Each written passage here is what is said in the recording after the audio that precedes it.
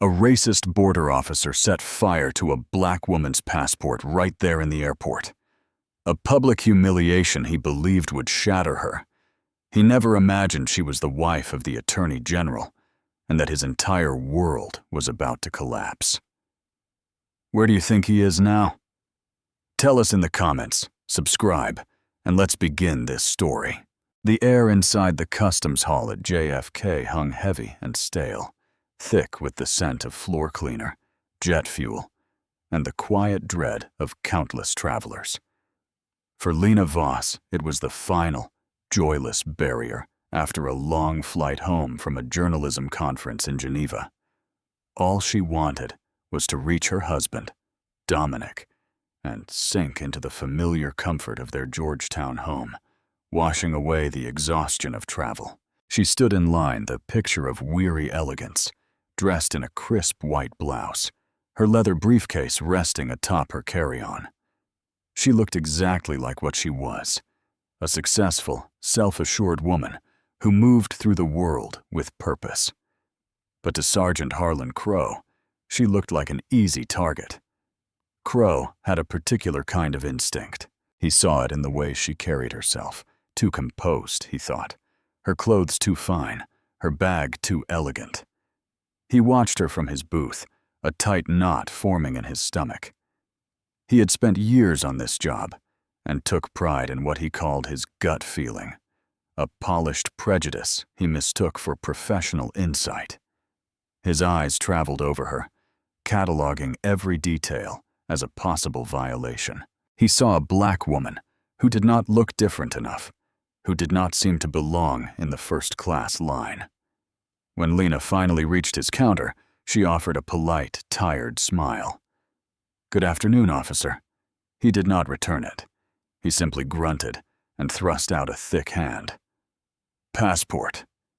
Lena slid the dark blue booklet across the counter. Crow took it, his thumb brushing the raised golden eagle as if testing its authenticity. He opened it and stared at her photograph for a long moment, something ugly flickering deep in his eyes. He scanned the chip with an expressionless face, then began leafing through the pages slowly, deliberately. He saw the stamps from Ghana, Brazil, Japan, and now Switzerland, all aimed at Lena. To her, they were memories of stories she had chased, interviews that had built her career. To Crow, they were red flags. "Geneva, huh?" he said, his voice low and laced with insinuation. "What's a woman like you doing in Switzerland?" The question was a small, sharp jab meant to throw her off balance. Lena kept her composure, her voice calm.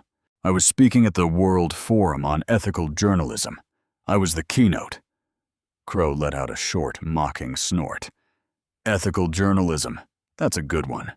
He tapped a French visa stamp from the previous year. "Lots of travel. Must have a pretty flexible source of income." The accusation hung in the air, dense and smothering. Lena's smile faded, replaced by a cold, unreadable mask. She knew this dance. She had practiced it her entire life, the subtle questioning of her success, the assumption that she could not have earned it honestly. "I'm a journalist, Sergeant," she said, lowering her voice slightly. "My income is a matter between the IRS and me." He narrowed his eyes, savoring the moment when courtesy slipped away and he could watch the flash of indignation he was trying to provoke. To him, it was a confession. "I'm going to need you to step into secondary inspection, ma'am." "On what grounds?" Lena asked, unmoving. "On the grounds that I said so," Crow snapped, raising his voice just enough to draw the attention of those nearby. "We have reason to believe you may be carrying illegal substances or traveling on fraudulent documents." The accusation was absurd, a flimsy pretext for harassment. But in this sterile, no-man's land, his badge was his kingdom. Lena felt a familiar surge of anger, but she forced it down beneath layers of practiced calm. Losing her temper was exactly what he wanted. It would become his justification. She nodded stiffly and walked toward the designated area, a cold room with glass walls on one side. Crow followed with an arrogant, petty stride. He led her to a stainless steel table. The other travelers in the room dropped their eyes, desperate not to be pulled into the unfolding drama. "Empty your bag," he ordered. Slowly, methodically, Lena opened her briefcase and began placing its contents on the table. A laptop, a notebook filled with her elegant handwriting, a copy of the new book she was reading, and a small framed photograph of her and Dominic on their wedding day, laughing on the steps of a courthouse. Crow glanced at the photo, a faint curl of contempt on his lip at the sight of the white man with his arm around her. He ignored the harmless items and seized her wallet, rifling through it with grimy fingers. He pulled out her driver's license, her press credentials, and her credit cards. "Lena Voss," he read aloud, then looked at her passport. But the passport says Lena Voss Carver. Which is it? Voss is my professional name. Carver is my married name. It's not complicated, she explained, her patience thinning. "Seems complicated to me," he said, tossing the wallet onto the table. He picked up the passport again, holding it as if it were trash. He tilted it under the light, examining the photo, the watermark, the texture of the paper. Inside the cover, nearly hidden, was a small embossed seal from the Department of Justice, a courtesy granted to the spouses of high-ranking officials to speed their processing. Crow ran his finger over it, but failed to grasp its meaning. He saw only another anomaly, another sign of a high-end forgery. "Pretty good fake," he said. A smug smile spread across his lips. "Almost looks real, but the photo doesn't quite match. The eyes look different, a little too defiant." That was it. That was the heart of his problem with her, her defiance, her refusal to shrink under his gaze. "Sergeant," Lena said in a voice dangerously low, "that is a government passport. It is my property. I suggest you handle it with care and finish your inspection, because you are making a serious mistake." Crow grinned. A harsh, ugly laugh echoed through the quiet room. "A mistake? Oh, I don't think so. See, people like you come through here all the time thinking you're special, thinking the rules don't apply to you. It's my job to teach you that they do." He lifted the passport between thumb and forefinger, waving it in front of her face. "And this little book isn't your property. It's the property of the United States government, and I'm about to file it permanently." The threat hung in the air, a declaration of war. Lena stared at him, her mind racing through calculations. She could make one phone call, and this man's career would be incinerated. She could speak her husband's name and watch the blood drain from Crow's face. But she would not. It was not merely pride. It was a deeply rooted principle. She had built her own career, her own reputation, on her own terms. She was Lena Voss, the journalist who exposed corruption, not Lena Carver, the Attorney General's wife, who used her husband's power as a shield. To invoke that name now would be a betrayal of everything she stood for. So she stood firm. Her silence was a weapon more powerful than any threat she could utter. "You are overstepping, Sergeant Crow," she said, her gaze steady and unyielding as granite. Her calm enraged him. He had expected tears, pleading, or an outburst of fury. He had expected her to break. This serene, unbreakable dignity felt like a personal insult. It was as if she were looking straight through him, seeing the pathetic, insecure man hiding behind a uniform and an unearned sense of superiority. He needed to shatter that composure. He needed to prove he was in control. "Authority," he sneered, his face twisted with fury. "You want to see authority?" With a flick of his wrist, he pulled a cheap disposable lighter from his pocket. The sharp click as he lit it rang louder than a gunshot in the tense silence of the room. A small, hungry flame danced at the tip.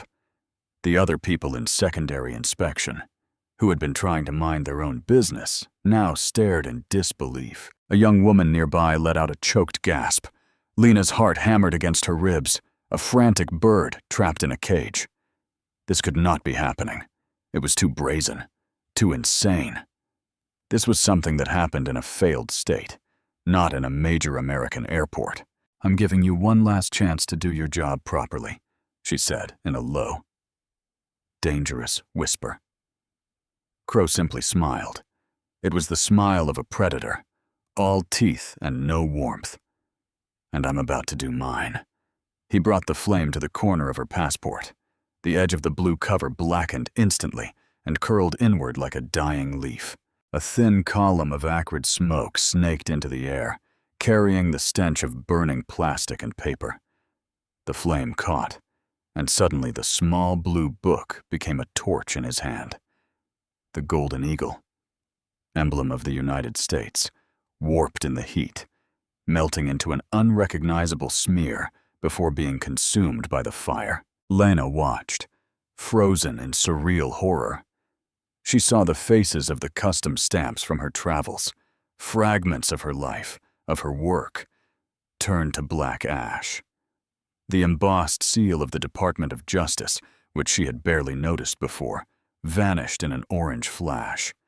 Her own face, smiling from the identification page, distorted and bubbled as the fire annihilated it. Crow held it for a few more seconds, his face lit by the malignant glow, an expression of triumphant cruelty written across his features. He was making something clear, not just to her, but to everyone watching. "This is my domain. This is my power. I can erase you." He dropped the burning shell onto the steel table, where it smoldered slowly, leaving a greasy black stain. The fire died, leaving behind a charred, pathetic ruin. For a moment, absolute silence reigned. The only sound was the distant, muffled boarding announcement. Then a woman in the corner began to cry softly. Someone else was holding up a phone. The small red recording light blinked steadily. Crow turned to Lena, chest puffed out, expecting to see her finally broken. He expected fear, despair, the collapse of her spirit. But he saw none of that. Lena's face was a mask of ice. The rage inside her had settled into something far harder and more dangerous. Determination. She looked at the smoking remains of her passport, then at him. Her eyes were empty of emotion, and it was the most terrifying thing he had ever seen. She did not scream. She did not cry. She did not even flinch. She simply stood there watching him, a silent judge delivering a verdict he could not yet hear. "You're under arrest," Crow said at last, breaking the silence. He fumbled for his handcuffs with suddenly clumsy movements. He needed to complete the ritual of domination, entering the country on a false document and resisting an officer's investigation. The words sounded hollow, even to him. He grabbed her arm. Lena did not pull away. She remained still, ready to submit to the cuffs. She had already decided her next move. She would let him arrest her. She would let him process her. She would let the system he represented swallow her whole. And then, from the inside, she would bring it all down around him. He had struck the match, but she would be the hellfire. He was about to snap the cold metal around her wrist when a new voice cut through the tension. "That's enough, Sergeant."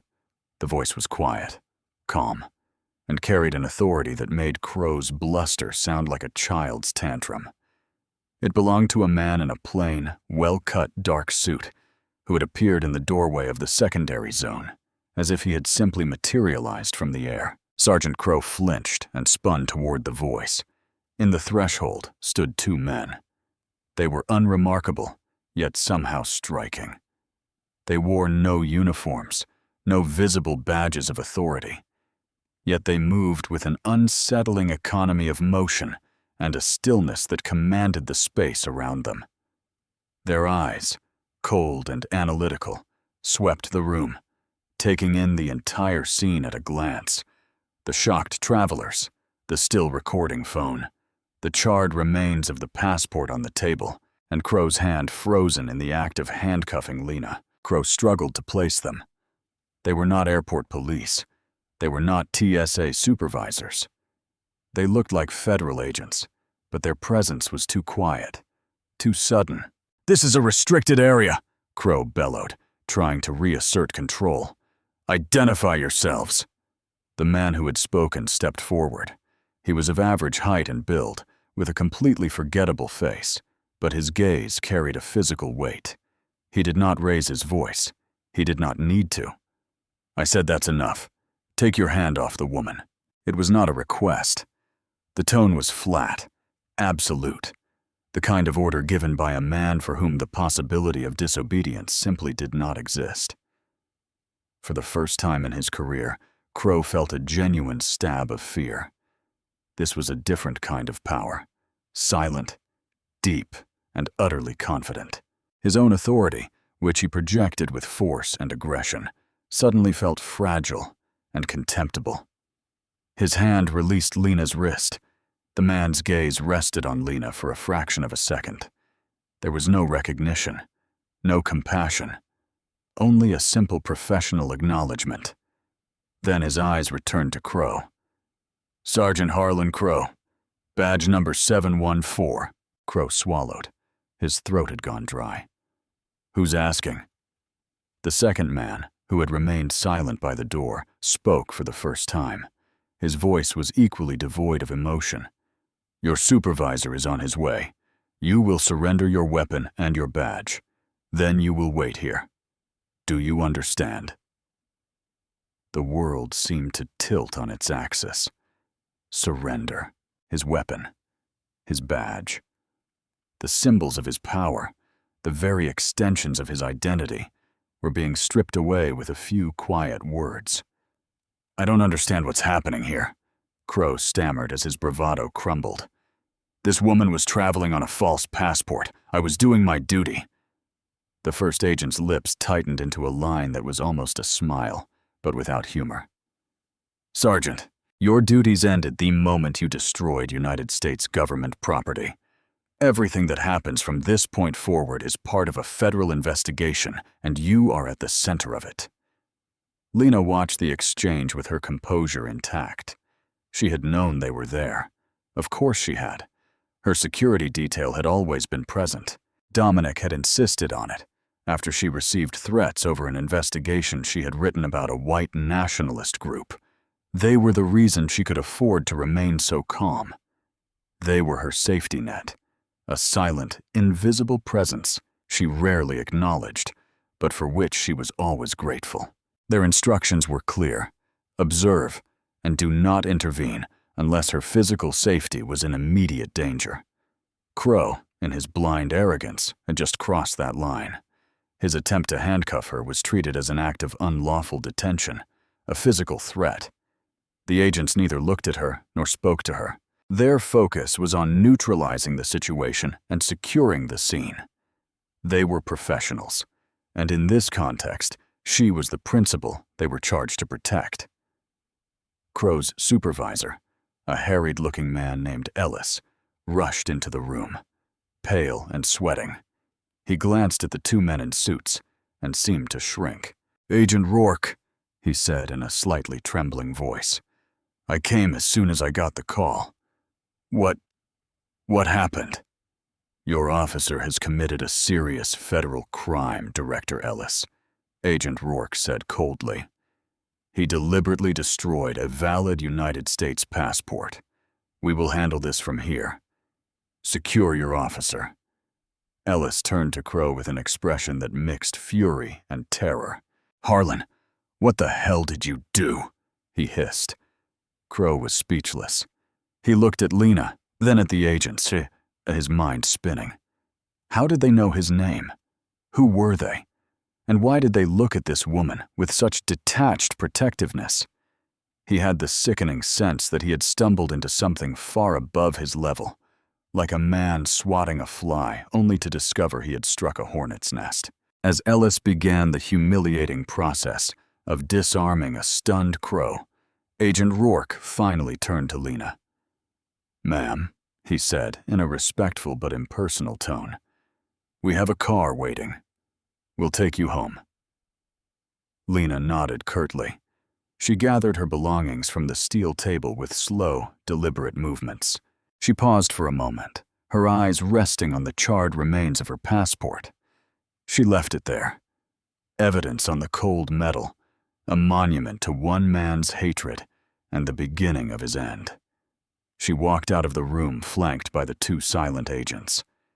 She did not look back at Harlan Crow. He was already becoming a ghost to her, a footnote in a much larger story she was now determined to write. The last thing she saw before the door closed was Crow's face, a canvas of confusion, fear, and the dawning, terrifying realization that he had just made the greatest mistake of his life. He simply did not yet know how grave it was. The drive from the airport to Georgetown was silent. Lena sat in the back of the black sedan as the lights of New York blurred behind the tinted glass. Agent Rourke, in the front passenger seat, spoke quietly into a communication device, the words clipped and coded. Lena did not need to hear them to understand. A machine was in motion, an enormous, powerful, relentless machine to which she was intrinsically connected, whether she liked it or not. When they finally reached the secure entrance of their home, Dominic was waiting at the door. His face held a familiar mixture of anger and concern. He pulled her into a tight embrace. He did not ask what had happened. He already knew. He had been monitoring the situation from the moment his detail had signaled a Level 2 intervention. "Are you all right?" he murmured against her hair. "I'm fine," she said, her voice steady, even as she leaned into his arms, finally allowing the tension of the day to drain away. "I'm just angry." "You have every right to be," he said, jaw tight. "This will be handled, Lena. I promise you." Meanwhile, back at the airport, Harlan Crow's world was being systematically dismantled. He sat in a windowless interrogation room of the kind usually reserved for suspected terrorists, not decorated officers. His supervisor, Ellis, sat across from him, face ashen. "I need you to tell me exactly what happened, Harlan," Ellis said in a strained voice. "I told you I suspected something. The passport looked fake. I was doing my job," Crow insisted, his voice cracking. The bravado he had worn like armor was gone, leaving only a pitiful, pathetic fear. Ellis slammed his hand on the table. "That passport was not fake, you idiot. It carried a diplomatic class indicator and a Department of Justice security seal. You burned the passport of an American citizen, a journalist no less." A journalist was bad, very bad. They had friends, platforms, but that still did not explain the silent, terrifying efficiency of those men in suits. "Who was she?" Crow whispered. Before Ellis could answer, the door opened. A woman in a severe Navy suit from the Department of Justice office of the Inspector General walked in. She looked at Crow with eyes that could freeze fire. "Sergeant Crow," she began in a voice devoid of all warmth, "I am Special Investigator Quill. You have been placed on indefinite unpaid leave pending a federal investigation into civil rights violations, destruction of government property, and abuse of authority." While she spoke, the internet exploded. The video recorded by the traveler in the secondary room had been uploaded to social media. It was shaky, the audio muffled, but the images were crystal clear.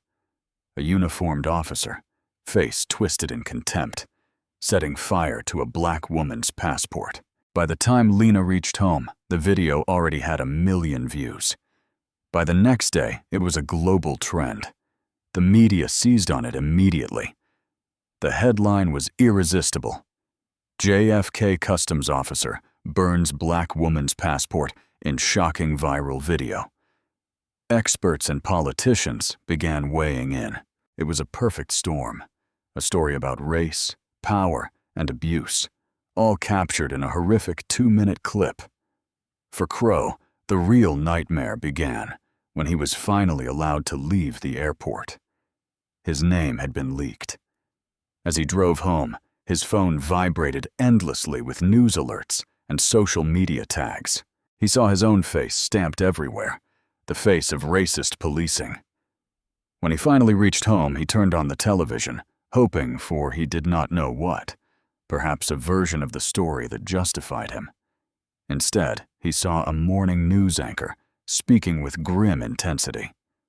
"The woman in the video has now been identified," the anchor said, as a photograph of Lena appeared on the screen beside the viral clip.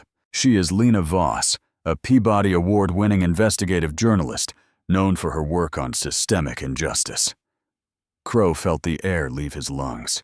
A Peabody winner. It was worse than he had thought. But the anchor was not finished.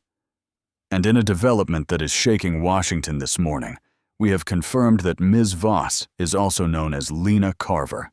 She is the wife of the 86th Attorney General of the United States, Dominic Carver." The remote slipped from Crow's numb fingers and clattered to the floor. The room began to spin. The wife of the Attorney General, the head of the entire Department of Justice, the man who was effectively the boss of every federal agent, prosecutor, and investigator in the country. The seal embossed in the passport, the one he had dismissed as part of the forgery, flashed in his mind. Department of Justice. A wave of nausea rolled over him. He staggered to the bathroom and felt pure terror burn in his throat. He had not merely harassed a citizen. He had not merely assaulted a journalist. In an act of staggering stupidity, he had publicly attacked the family of the most powerful law enforcement official in the nation, the men in suits, the federal investigation, the sudden, abrupt end of his career. Everything snapped into focus. He was not just in trouble. He was a dead man. He remembered Lena's face as he held the flame to her passport, her supernatural calm, her serene and chilling composure. He had mistaken it for weakness, for fear. Now he understood what it was. It was the absolute certainty of a woman who knew her world was about to end, and that he was the one who had just handed her the match. In the days that followed, the story did not merely dominate the news. It became a national referendum on race and policing. The video of Harlan Crow played on an endless loop, a raw and ugly symbol of systemic rot. Crow himself became a pariah, fired from his job, and facing a litany of federal charges. He was a completely destroyed man whose life had been reduced to navigating a gauntlet of reporters on the way to his lawyer's office. Public outrage was swift and merciless. Inside their Georgetown home, the storm battered Lena and Dominic. Calls poured in from the president, from congressional leaders, from key civil rights figures. All offered support and condemned the incident, promising swift justice. Dominic, in his capacity as Attorney General, was under enormous pressure to make an example of Crow, to use the full weight of his office to crush the man who had humiliated his wife. One evening, he found Lena in her home office, staring at a blank screen. The whole world expected her to speak, to give an interview, to write the column that would be the final nail in Crow's coffin. "They're offering a plea deal," Dominic said, leaning against the doorframe. 15 years with no parole. He would plead guilty to every charge. Lena did not look up. "Good. It's not enough for me," Dominic admitted in a low, hard voice. "After what he did to you, I want him in front of a jury. I want him to receive the maximum sentence on every count." Lena finally turned her chair to face him. And what would that accomplish, Dominic? Ruining the life of one more pathetic, hateful man even further? Crow is a symptom, not the disease. His conviction would soothe people for a week, but it would not change the system that created him. It would not stop the next Harlan Crow from harassing another black woman who happens not to be married to the Attorney General. This was the clarity that had been forming in her mind from the moment the flame touched her passport. Her story was not about personal vengeance. If it were, the most important lesson would be lost. Crow's fate was already sealed. Her true power, as a journalist, and now as a figure of national attention, did not lie in destroying him, but in using his monstrous act as leverage to force lasting change. "What do you want to do then?" Dominic asked, already knowing the answer. "I want to write," she said. "But not about him. I want to write about the hundreds of official complaints filed against airport security personnel that go nowhere. About inadequate training, about the lack of accountability, about the culture of impunity that allows a man like Crow to thrive for years. He is not the news. The system that protected him is the news." And so she did. Lena Voss's opinion piece, published on the front page of the country's most respected newspaper, was not the lament of a victim. It was a prosecutor's indictment of an entire system. She used her own experience not as the central focus, but as the opening paragraph, a doorway into a meticulous investigation of patterns of racial bias in airport security protocols. She named names, cited statistics, and presented a clear, actionable plan for reform. The article was a bombshell. It shifted the national conversation away from the fate of one disgraced officer and toward the need for comprehensive reform. Her public identity as the Attorney General's wife, something she had so often viewed as a complication for her career, became her greatest asset. She had the platform, the credibility, and the proximity to power. Following her lead, congressional hearings were convened. Lena was called to testify. She sat before the committee not as a victim, but as an expert, calmly and forcefully laying out the case for change. Dominic, recusing himself from any matter directly related to Crow's case, launched a sweeping Department of Justice review of training and oversight protocols for all federal and government-contracted security personnel at ports of entry. In time, the reforms began to take shape. A new bill, unofficially nicknamed the Lena Voss Act by members of Congress, mandated enhanced training in de-escalation and implicit bias prevention.